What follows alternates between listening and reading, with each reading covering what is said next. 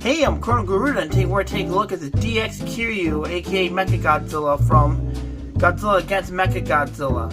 And starting things off by taking a look at the packaging, as you can see, it's heavily stylized like a Super Sentai figure, and I just absolutely love that. And it is a DX figure, which means it's big, it lights up, it has a bunch of gimmicks, and it's fun, really exciting. This is something I always want to get my hands on, and I finally did recently. And starting off by taking the packaging, as you can see, nice big product shot right here. It just says DX Mechagodzilla in Japanese, Bandai. I can't read all these things, unfortunately. On this corner, it just says Godzilla 2002, Godzilla Against Mechagodzilla, and all these copyright things. On here, it just says Bandai 2002, made in China, and all that. On the top, just says DX Mechagodzilla. Side, it just shows you all the features it does with the light ups features and the armor and weapon attachments. On the other side, pretty much the same thing. At the back, you just got your extra obligatory product shots. There's this, that, the other. Pretty cool, pretty cool. And then you can go down here, you get the sad Pac-Man. And on the bottom, it's just like the top where it just says DX Mechagodzilla, so not really much going on there. And that's basically it for the packaging. So let's move on to the figure and let's see how awesome it truly is. And here we have Kiryu out of the packaging, and I'm going to say this figure is big, loud, and a ton of fun. This thing is really meant to be played with as for a child or something. This is not like one of those solo chogokins where they're like very delicate in spite of the diecast parts and you have to be careful. No, this is something you can definitely be rough with, but I still wouldn't be too rough with it because this figure is actually kind of rare now. But this was definitely intended for a child to play with. And speaking of Soul Chogokin, there actually is a Soul Chogokin Kiryu coming out later this year, but I don't know if I'll be able to get my hands on it because that thing is like really, really expensive. But onto this figure. I've got to say that Kiryu's always been one of my favorite Mechagodzilla designs. In fact, I probably think it is my favorite Mechagodzilla design because I just have a lot of nostalgia with this version of Mechagodzilla. I'm going to see if I can do a 360. I don't have a turntable with me. But I just think it's just really imposing and modernized take on Mechagodzilla, and I just think it aged very well. And there really isn't that much articulation on this figure. Let's just go with the articulation real quick, just get out of the way. There's nothing at the head. And for some reason, I feel like the head's always turning slightly to the side a little bit. It's always looking to the side. I try to turn the head, but it doesn't really move. But the mouth does open and close. The arms rotate 360. And you got a little bend at the elbows. You got a bicep swivel. And the hand swivel. You got nothing at the waist. You got a nice spread, and the legs have a decent amount of motion to them.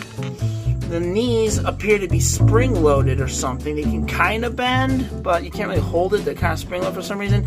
And the feet are on ball joints or something. I think they're either on ball joints or can just move side to side. Or they actually could be on ball joints. Yes, I think they are on ball joints. Yes, they are. And as for the tail, you got a decent amount of movement all around. And they're on separate parts that move. It's not like an SH Monster Arts or anything. But yeah, I got a decent amount of movement, and at the very end here, there's no movement on this part of the tail, but it's all on one ball joint. So that's really cool. Now, as for assembly, I was actually surprised to find out that not only were some of the back spikes here parts that actually had to be attached, so you can actually take them off right now just to demonstrate.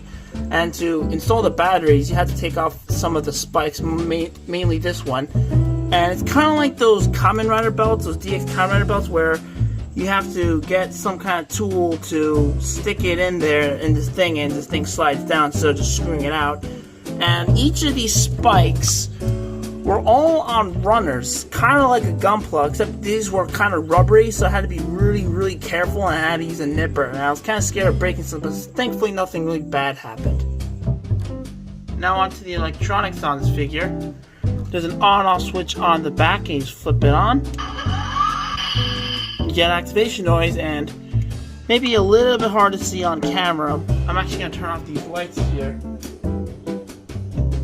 But the lights actually light up, and they stay on for long periods of time, and they stay on the whole time you keep it on, which I think is really cool. But even the inside of the mouth lights up, which I think is really, really cool. Okay, I'm going to keep the lights back on for the duration of this video, but for the electronics, there's another button on the other side, and you push it. Roars, you hear a clash, and you also get stomping noises. And if you just press and hold it, it just loops. Just pretend you're stomping around. Pretty cool. Then, when you open up the chest, it reveals the Absolute Zero cannon, and you get a noise. It's a cool noise, but I think it's a little anticlimactic in my opinion, but that's just me. You just push it again. That's the only noise that it'll make when you keep the chest opened up. So let's just close it up. Now onto accessories.